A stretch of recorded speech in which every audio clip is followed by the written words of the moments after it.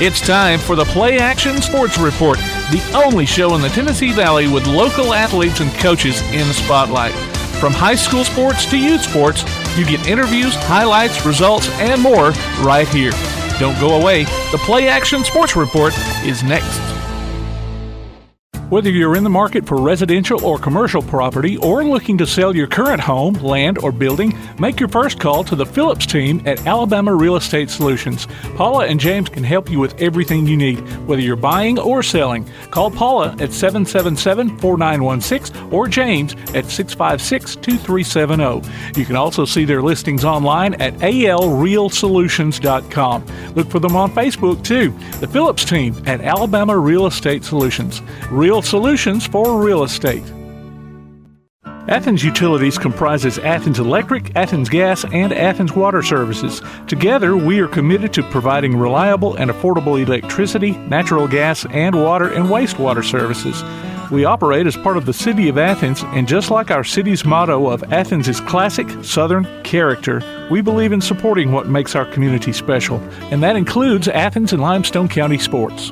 Call 233-8750, go by their office at 508 South Jefferson Street, or look for the link online at athensal.us.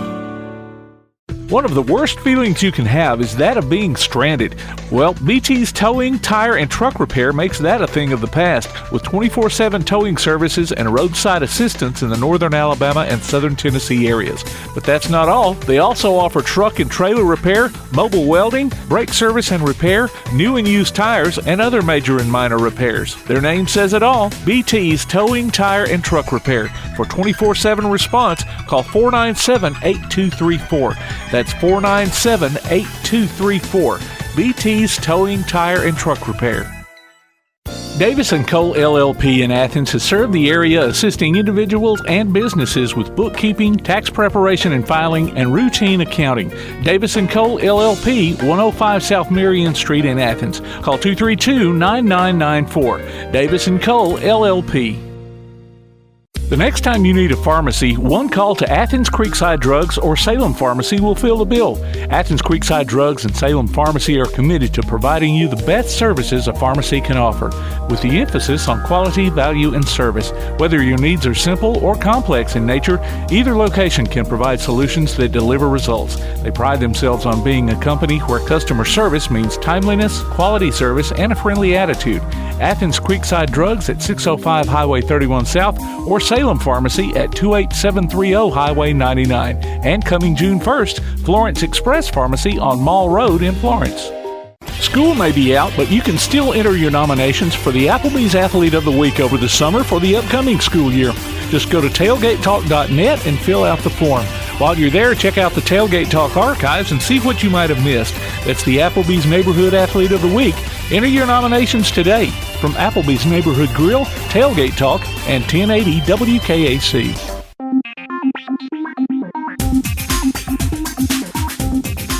Another week has flown by, and we've got episode 18 of the PlayAction Sports Report. This week, we catch up with former West Limestone and Alabama football player and current city councilman Chris Seibert. A new Good Sport of the Week will win a $25 gift certificate to Mac's Steakhouse in Athens later on in the show as well. Right now, we've got the BT Backtrack brought to you by BT's Towing, Tire, and Truck Repair. Backtrack. At the recent Race League Swim Championship, the Athens Gators won the mixed 11 and 12 medley relay. The girls 11 and 12 freestyle relay team won their event. The boys 13 and 14 and girls 15 to 19 teams were second. Catherine Evans was first in the girls 6 and under freestyle and backstroke. Nana Figueroa came in second in the girls 11 and 12 freestyle and breaststroke. Stella Hollander was runner-up in the girls 8 and under breaststroke and intermediate medley. Seth Yeager placed second in boys 9 and 10 breaststroke. Danica Otten won the girls 13 and 14 breaststroke. Carter Rayburn finished second in boys 15 to 19. Nicholas White was first in boys 13 and 14 intermediate medley and second in the butterfly. Blake Sharon won the girls 9 and 10 backstroke. Joshua Austin came in second in the boys 9 and 10 butterfly. Combined scores put the Gators at second overall, while men and women also each placed second.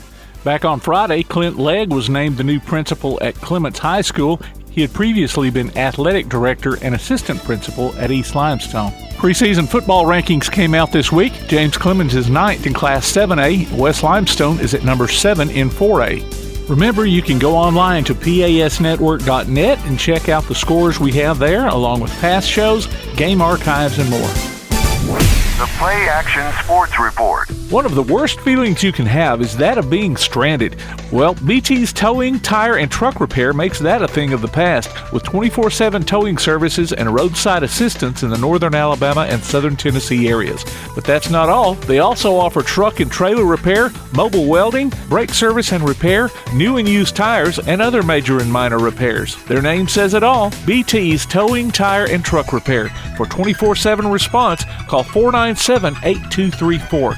That's 497-8234. BT's Towing, Tire, and Truck Repair. Athens Utilities comprises Athens Electric, Athens Gas, and Athens Water Services. Together, we are committed to providing reliable and affordable electricity, natural gas, and water and wastewater services.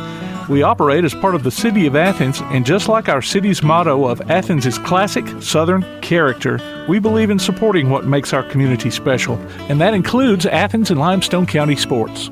Call 233-8750, go by their office at 508 South Jefferson Street, or look for the link online at athensal.us. If you're on the lookout for a nice place to eat and have a little fun, check out Mac's Sports Bar and Steakhouse on South Jefferson Street in Athens. Mac's has karaoke every Tuesday and Thursday night from 8 till midnight and live music every Friday and Saturday night.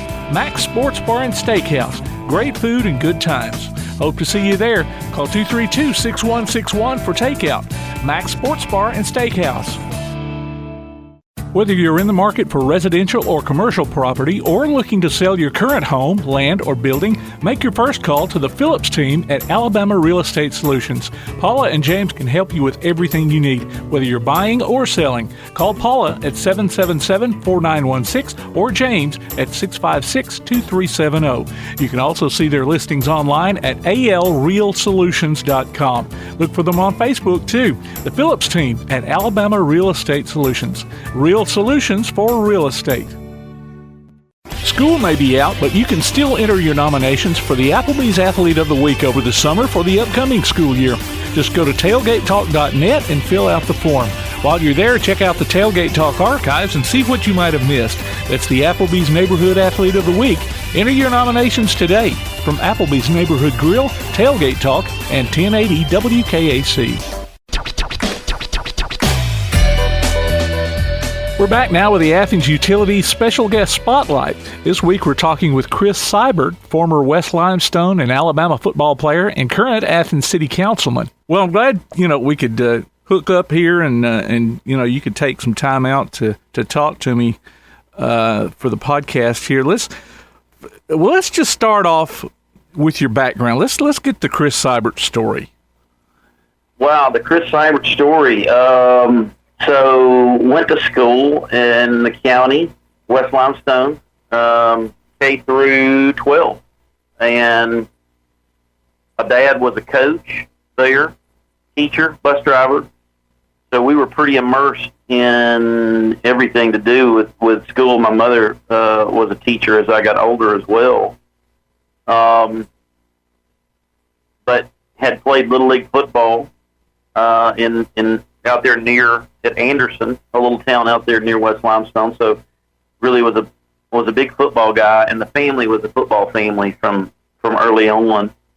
I would say I was a very average little leaguer at best, but really kind of developed as about midway through high school, probably the 10th grade, toward the end of 10th grade. Slimmed up, got some speed, and transitioned from center and D-line, defensive end, really, as a 10th grader to linebacker as a junior. And then ended up actually playing linebacker and ran the ball as a senior. But really, my good years in high school were junior, senior year. We ran a defense that was that was really set up for linebackers to make a lot of tackles. We ran a 5-2 and a 5-3 mostly. Okay. And so as a linebacker, you got an opportunity to make a whole lot of plays because you had 5 D linemen covering down. You had a lot of unfettered access because they were taking on blocks. And so had good years those years, led to North Alabama. Back then, the Decatur Daily did a running total of who's leading the area in tackles. I led the area as a junior, and then as a senior, finished second, I think, to a teammate, Ed Winter, that we both made quite a few tackles, and again speaks to the defense and how it was set up to make a lot of tackles. But it was all area, both years, all county both years, and then ended up making all mention all state as a senior, and really good years. It was the prime, honestly, of my playing days. Great relationships with a lot of those guys that I played with in high school, and just really, really fun times. We won the county as a senior. Back then, the county championship was a big deal. The schools all played each other. We were much closer in size. I think the schools ranged from 2A to 4A, and maybe 3A, 4A some of those years. And it was just a big deal to win the county. And those that were around 80s, 90s remember that, watching county football. Yeah. I knew all the coaches because my dad was a coach. And so it was kind of a tight knit group, even though we played each other close and tough, but it was still a lot of fun. Kind of interrupting you here on your high school playing days. I thought it was a good thing that the Decatur Daily kept up with those stats, because back then, you didn't have huddle, and I don't know how much video or film or whatever that some of these potential college coaches could see of folks, especially defensive guys. Yeah, there was very little, and it was VHS. And I remember we took clips of my high school films, and my dad, I don't remember who did it, but we got a quote-unquote video expert to put together a highlight film. I don't even know that I have it. I do have some of the old VHS high school tapes, but, man, they're so bad quality. It's almost hard to make out who's who. And I hadn't watched them in years, but you're right. Yeah, there was certainly no huddle, and everybody's on film every minute, both practice and games like they are nowadays. And that quality of that film was really low. Now, I think maybe you had more scouts that came to games as a result of that. As a senior, I took several visits. I went to MTSU, I went to Stanford, went to Ole Miss, went to Alabama. I went to both the Ole Miss and the Alabama camp because that was a big opportunity for them to see you as well. But no, it was very different. If you remembered, Forrest Davis did a recruiting guide, and it was hardback, and that was the only thing that you got mentioned in as a recruit. Randy Ross was the recruiting coordinator at Alabama, so he got to know the people he was really chasing pretty good. And I think they just had to do a lot more work, a lot more hands-on work then. But a couple of those guys, they came to my games that year. Alabama came. I remember Larry Kirksey recruited our area, and Randy Ross came to a game, and Wayne Hall was defense coordinator at Auburn then. He came to a game, and they just really had to get out and scout people, I think, a lot more than they do nowadays. Did you, I know you were, we'll get to it, you were a walk-on at Alabama, but did you maybe pass up some scholarship offers in order to go to Alabama?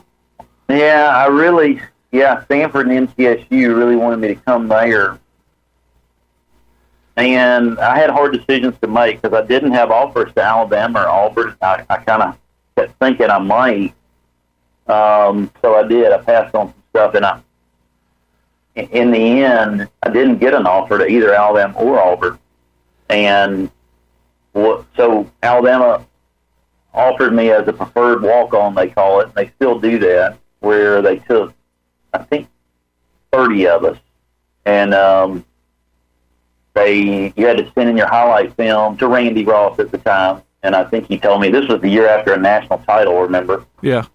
And I was a senior when they won the title in high school. So 200 of us sent a game film. They cut it to 30, and they let us come out. We had a freshman camp, and I think 9 of us survived that.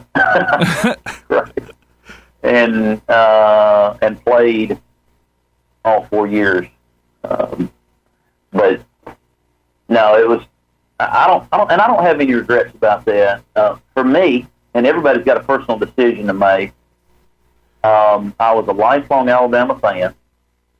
Both of my parents had graduated from Alabama. I'd grown up going to games at Legion Field, and that's where I wanted to go. And I was hoping that I'd get an offer, but in the end, I kind of felt like I was going there anyway, and I think the other schools kind of felt it too, I'm sure. Oh. But, yeah, things might have been different had I gone somewhere. Probably would have certainly gotten a lot more playing time. But I kind of, like I said, I made the decision if I'm going to get treated like I know I'm going to get treated, I'm going to go somewhere where I'm going to want to stick it out because it's as much about being in school as it was about playing football for me. Was your dad one of your coaches in high school? Yeah, he was the defense coordinator. Okay. I was in high school. Okay. He coached on the defense side. And this is kind of going back to high school too. You mentioned the county rivalries and all that, and that was a big deal back then. And I'm glad to see they've kind of started making somewhat of a comeback in the past few years. I mean, you don't have that county championship anymore, but the county schools are getting to where they can at least meet up on the field more than they had been. Yeah, it's hard for it to be. The issue is now being competitive. You've got East and Ardmore who are so much bigger than everybody at 5A, and of course West is 4A, and I think they're the only 4A. But then you go all the way down to 2A with Tanner, and I think y'all Mount Clemens. I'm not sure if they're 2A, 3A now. They all bounce around, but yeah, I think the size differential is the hardest part, with East being so big. Yeah, all the way down to Tanner, I think probably being the smallest. It's a big gap, 5A to 2A. Yeah. Well, I know Ardmore and Tanner do play each other this year. Early in the year, I think that may be Tanner's first game, maybe Ardmore's first game, as far as I know of the season. But they're not, and I say they're not games that count. I mean, they go more on the region schedule as far as whether they make the playoffs or not. But those games can make a difference if it comes down to maybe a tiebreaker or something like that. So yeah. Well, they used to mean a lot. You remember the county basketball tournament? Yeah, county football tournament. How big of a deal that was every year, and they gave out a trophy. And I'm sure if you go to West Limestone to the trophy case, they've still got those gold footballs and gold basketballs for the years they won it, and it meant a lot. I mean, that's really what you talked about, because West was in a funny spot. We were in an area with all outside teams when I played, and so it was 4A schools like Brooks and Sheffield and Wilson, and they were a long way from West and bigger than West, so we weren't very competitive, to be honest, in that region. But and it was area then. But the county games just seemed to mean more. Yeah. Honestly. And we were more competitive. Right. We knew the kids, and we knew the coaches, and so it just meant more then. Yeah. And that knowing each other, it didn't matter how big your school was, you grew up playing these kids in junior high, because you had, every school then had junior high teams, and so we had a really good junior high team as when I was in the 7th grade, and we were like undefeated and unscored on, and it was 7 through 9 then, and we had a really good one. And then my 8th grade year, they did away with county football or junior high football, and then brought it back I think, the year after, but I don't think ninth graders could play. They really changed up a lot of things during those years, and we just played JV and varsity. But anyway, it was, you'd played those guys at a minimum from 7th grade on. And so you knew who the players were. You knew everybody. You knew a lot of students. The schools were small enough that you all knew a lot of the same kids. Okay, so we're going to fast forward here again. You're a walk-on at Alabama. Yeah. Do you go in all wide-eyed and awestruck? I guess that's the word. Very much. Very much so. Nobody. I didn't really know many people that had played college. I mean, I'd certainly played against some people that had. Patrick Hayes, we played Brooks, and Patrick was at Brooks. He was the same age as me, and he got a scholarship to Alabama. So we knew each other. We played Hazelwood, too, and they had a host of kids that played at Alabama. Oh, yeah. Most of them were younger than me. Langham and Lynch were there from Hazelwood, Antonio Langham and Karen Lynch, but they were so much older than me that I hadn't played against them in high school. But my second year at Alabama, they signed 3 kids from Hazelwood, and I had played against all of them in high school. But I didn't know a lot of people, and certainly, I'd been watching them on TV the year prior, and they'd won a national title. So for a kid from small rural county school, it was quite a bit awestruck. That's the way to put it. Well, now, who were you competing against for your position? They signed several linebackers. But there was Mike Rogers, who had been a captain, I think, on that national title team. He was in a bad wreck, but he came back and was able to play again. Mario Morris from Decatur played middle linebacker. I played both outside and middle. But John Walters was an upperclassman that was playing. Andre Royal, and this was my first year that I'm talking about. Okay. Ralph Staten came in at outside. He was my age. Fernando Davis came in. Terrell Buckner came in the middle. And so I was competing against all those guys. And then my second year, they signed 6 linebackers. So it definitely didn't get easier. And at my spot was Dwayne Rudd, who ended up going, I think, 10th in the draft overall. Uh-huh. He was first rounder. And so, yeah, it was definitely a tough road for snaps. Now, that being said, I mean, you look at what they have now. I couldn't imagine trying to get on the field there now. But even then, we played in three of my 4 years. We played in the SC championship, and so we had good teams, and they had good players as well. Yeah. You mentioned, coming right after the national championship. He had some pretty good teams, but just never could get over that hump again. No, my sophomore year, we couldn't beat Florida. Is ultimately who we couldn't beat in the SEC title game. And so my sophomore year, we were undefeated going into that game, and we lost to them by 1 point. And so we didn't. We thought we were going to play for the national title that year, and we didn't win the SEC, and then of course didn't get to play for the national. So it was certainly a big letdown at the end of the year after going undefeated. I think we finished the year 11-1 because we won the bowl game. We beat Ohio State in the bowl game. Okay, yeah.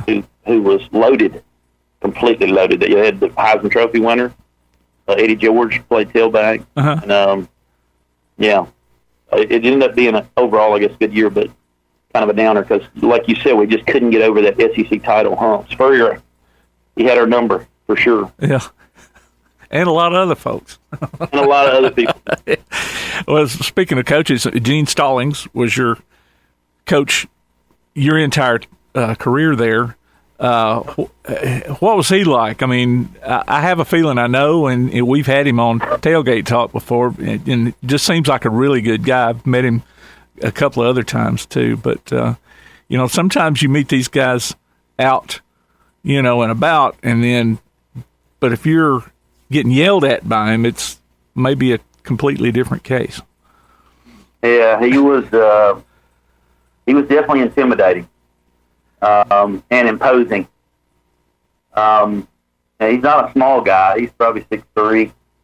And if you had to go in his office and see him, it felt like his desk was 2 miles from the door. It was a big office, and he didn't get up. You just had to stand there, basically at attention in front of his desk and have whatever conversation you were going to have with him. Yeah. But he was a lot. I remember Coach Bryant as a kid and watching him on the sideline, but I wasn't around him. But from what I understand, very similar personalities. They very similar mannerisms, and but a fair guy and a good guy that would do anything for his players. He did some stuff for me in terms of political campaigns, and he's done some things since I've left, and just a real quality person. Man. You mentioned Coach Bryant. I'd heard some stories about that couch that he had in his office that was, I think it was whenever the players would come in, of course he'd call them in to chew them out for this or that, but it was a little bit lower, so, he was kind of looking down on them. and I didn't know if maybe the couch got retained for Coach Stallings' days or not. But I don't know. I never got to down when I went to his office. Okay. Okay. Well, somebody else in between may have gotten rid of that, but yeah, Coach Bryant was quite the. I played on the side note. I think with 5 or 6 guys that were sons of players for Coach Bryant, and they had some good stories. One of them said he had gone to see Coach. He was 2 years older than me. A guy named Jason Cole. His dad was Richard Cole, who was an All-American tackle at Alabama. He had said that he took him in to meet Coach Bryant when he was a kid, late 70s, right there at the turn in 80, 81. And he said he remembered his dad standing outside Coach Bryant's office, like tremoring before he went in to meet him, and he was 30 years old. Yeah. Well, and I went down there with, I went to church with a guy out at Craig's Chapel out there in West Limestone area that was a trainer. And me and 2 or 3 other guys went down there with him whenever he had to, move his stuff back into his dorm room or whatever. And we were just kind of hanging around, walking around the Coliseum there, and happened to walk by Coach Bryant's office. And his door was open just a little bit. And we just kind of glanced in there, and, he's there sitting at his desk. And I'm kicking myself now, but then one of the other guys that was with us, he was walking a little bit in front of us, and as soon as he got back by the door, he turns around and mouths, "It's him." And we all just kept on walking, and I thought, man, I wish I'd have stopped and just kind of knocked on the door and, at least got a chance to talk to him, but we didn't. We were too much in awe of him, too.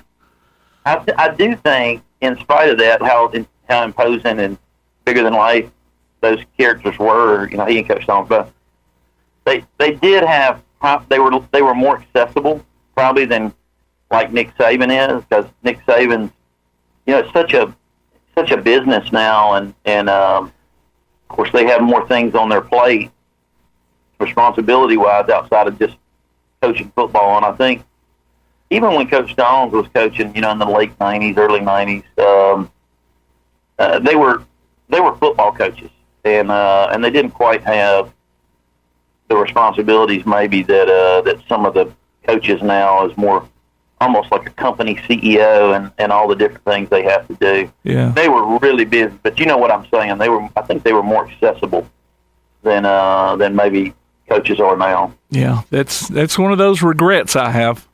But, oh well, at least I still got a story to tell out of it. So, well, you don't know what mood you would have caught him in. Well, that's true. Had you talked to him, that might have been a regret as well. Yeah, and you couldn't really tell by the look on his face because he always had that same look. So he did. Yeah, he had that scowl, didn't he? Okay, so we're going to fast forward again here and kind of turn the corner. Now you're a city councilman. Any exciting things coming up for Athens? Yeah, there's a lot. I mean, growth. We got a lot of growth. But in my tenure, we've seen a lot for sure. It's been an exciting time to be a council person and be associated with the city. New high school constructed. We're building a new elementary school as we speak. New rec center, new city hall. We've got a lot of stuff that's happened. I think we've got, the latest count I heard, 6,000 lots approved that'll have homes built on them in the next 3 to 5 years. So I would say tremendous growth is certainly been the theme of my time on the Athens City Council. Yeah.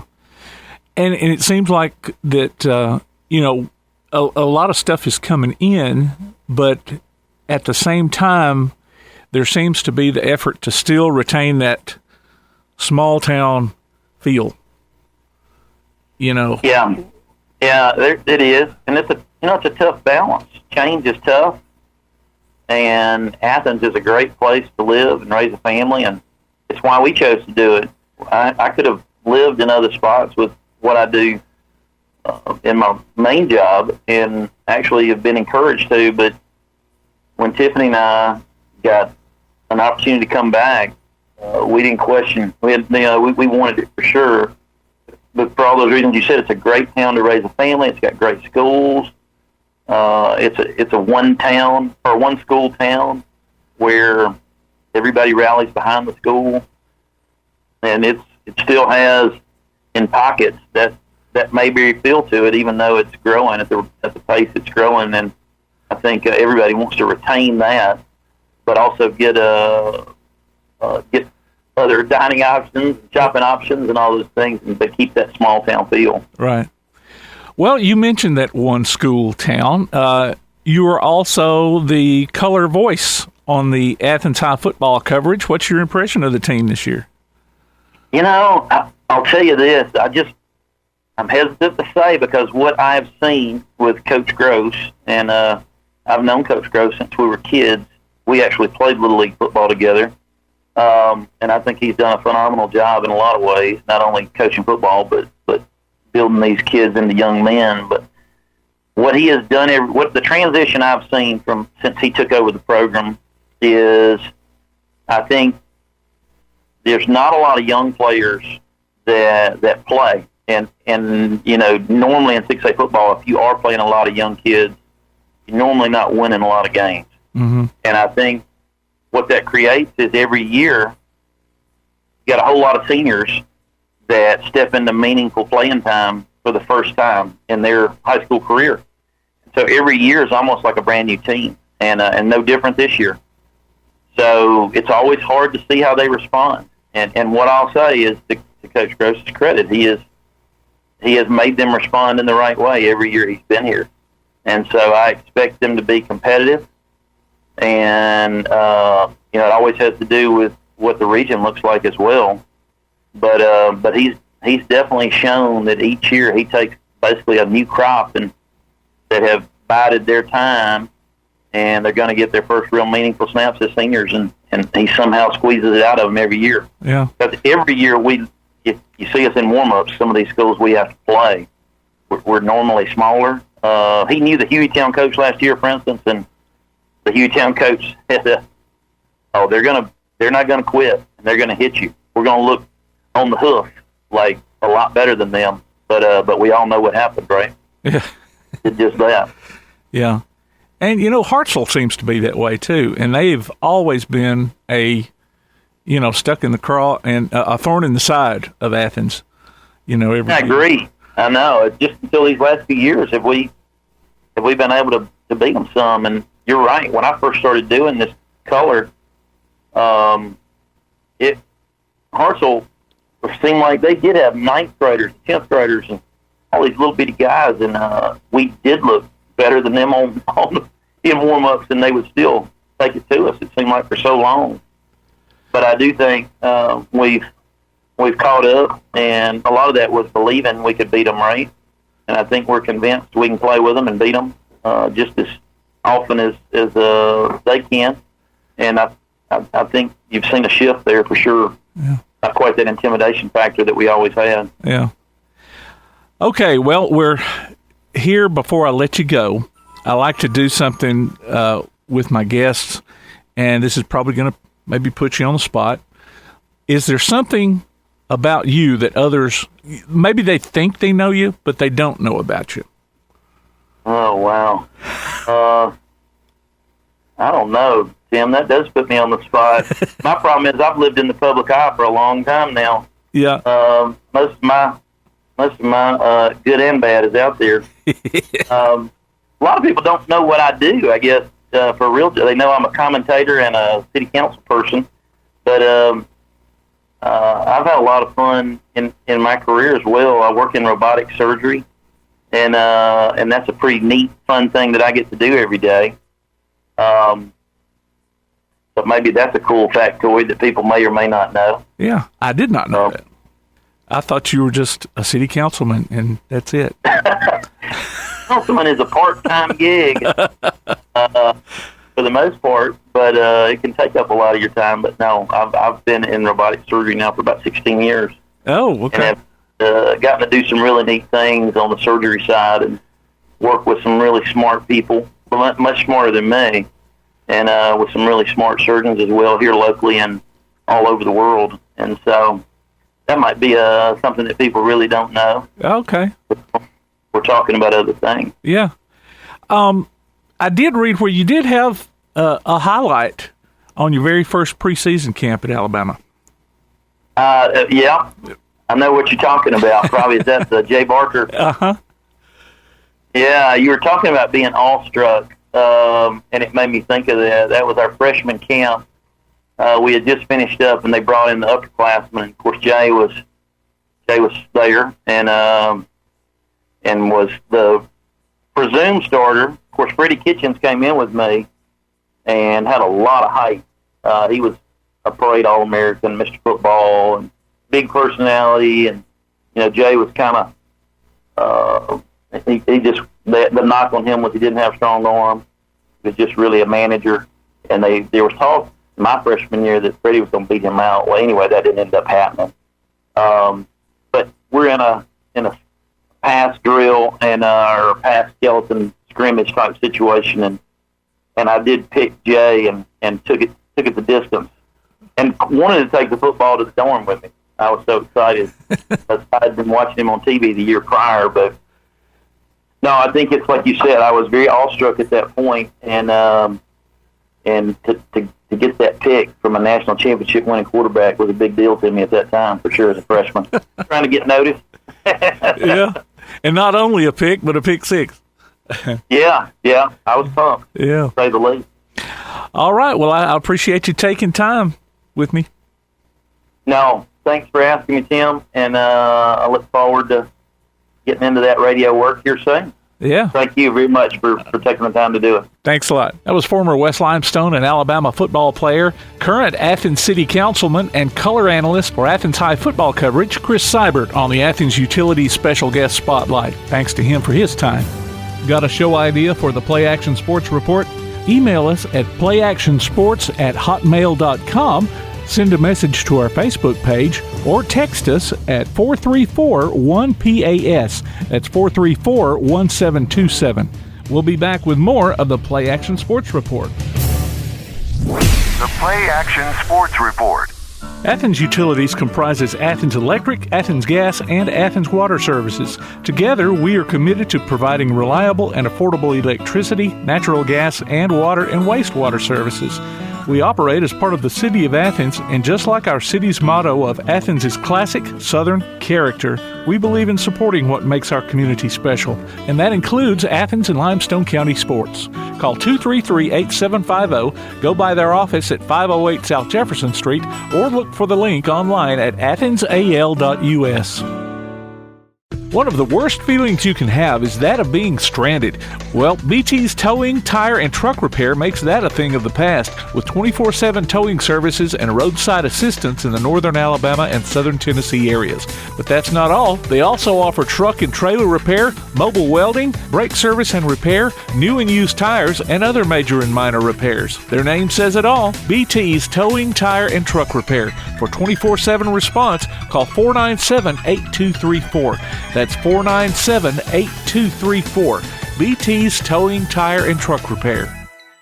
The next time you need a pharmacy, one call to Athens Creekside Drugs or Salem Pharmacy will fill the bill. Athens Creekside Drugs and Salem Pharmacy are committed to providing you the best services a pharmacy can offer, with the emphasis on quality, value, and service. Whether your needs are simple or complex in nature, either location can provide solutions that deliver results. They pride themselves on being a company where customer service means timeliness, quality service, and a friendly attitude. Athens Creekside Drugs at 605 Highway 31 South or Salem Pharmacy at 28730 Highway 99. And coming June 1st, Florence Express Pharmacy on Mall Road in Florence. Davis & Cole LLP in Athens has served the area assisting individuals and businesses with bookkeeping, tax preparation and filing, and routine accounting. Davis & Cole LLP, 105 South Marion Street in Athens. Call 232-9994. Davis & Cole LLP. If you're on the lookout for a nice place to eat and have a little fun, check out Mac's Sports Bar and Steakhouse on South Jefferson Street in Athens. Mac's has karaoke every Tuesday and Thursday night from 8 till midnight and live music every Friday and Saturday night. Mac's Sports Bar and Steakhouse. Great food and good times. Hope to see you there. Call 232-6161 for takeout. Mac's Sports Bar and Steakhouse. The Bama Zach Memorial Scholarship has been set up to honor the legacy of Bama Zach Green, a huge fan of the Crimson Tide, along with Limestone County sports. The scholarship will go each year to a male and female athlete from Limestone County. Checks should be made out to Bama Zach Memorial Scholarship and can be sent in care of Garth Garris, 13833 Pinnacle Drive, Athens, Alabama, 35613. Donations can also be made in person at First State Bank of the South at 1319 Highway 72 East in Athens. Thank you for showing your support for local athletes by giving to the Bama Zach Memorial Scholarship. Are you a good sport? Enter your name to be our good sport on the PlayAction Sports Report. Every Wednesday during the podcast, we'll announce the winner. You might pick up a $25 gift certificate from Mac's Steakhouse in Athens. Just go online to pasnetwork.net, look for the Good Sport tab, and register. The Good Sport. Our next one could be you. From Mac's Steakhouse and PlayAction Sports. UAH women's basketball camps will be going on through August. For more information, go online to chargerbasketballcamp.com. Wallace State will be offering girls basketball camps through August. For more information, go online to wallacestatewbb.com. Grit and Grind Hoops basketball training is offered on Sundays and Wednesdays at the Athens Rec Center. For more information, call 233-8740. Various fitness classes are being offered Monday through Saturday at the Athens Rec Center, including Super Circuit, yoga, balanced boot camp, and more. Call 233-8740 for more information or visit the Parks and Recreation page on the Athens City website at athensal.us.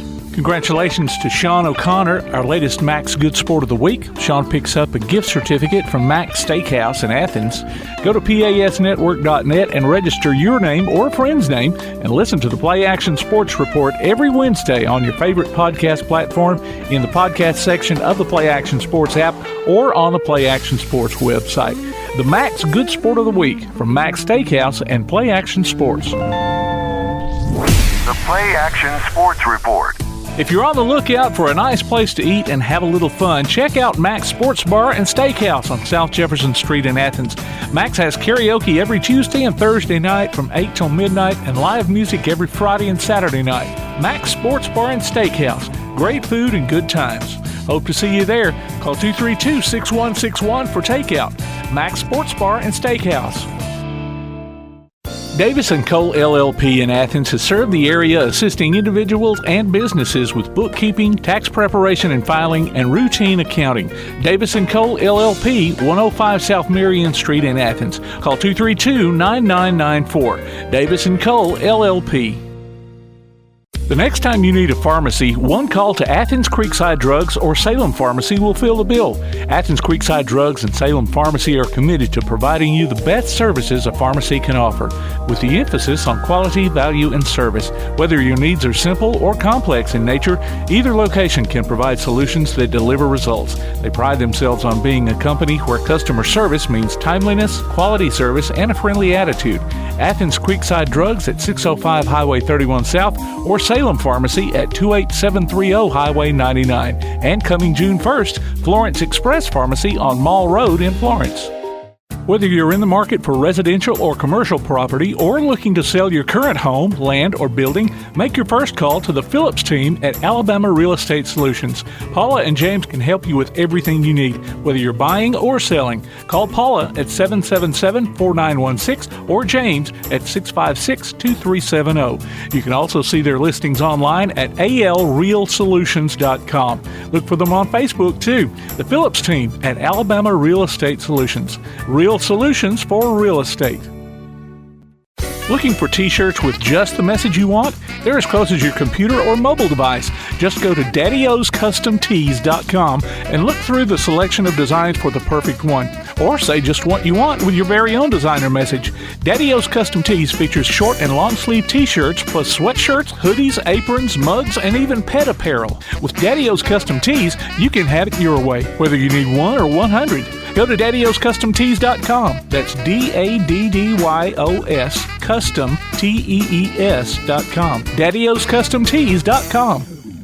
Keep up with local school, travel, youth, and amateur sports throughout the week with a PlayAction Sports Update. Listen weekday mornings at 7:30 and weekday afternoons at 1:30 and 3:30 as we bring you the latest scores, news, and announcements from Limestone County and surrounding communities. That's the PlayAction Sports Update 3 times a day, Monday through Friday on 1080 WKAC. You've been listening to the PlayAction Sports Report. Log on to PASnetwork.net for archives of this show and past shows, along with game streams, and to keep up with what's going on in Limestone County sports. Look for our monthly column in Athens Now, available everywhere. You can contact us by email at playactionsports@hotmail.com, by sending a message to our Facebook page, or by texting 434-1PAS. That's 434-1727. Be sure to tune in for the PlayAction Sports Update weekday mornings at 7:30 and weekday afternoons at 1:30 and 3:30 on the air at 1080 WKAC. And catch up with us again next week for another edition of the PlayAction Sports Report.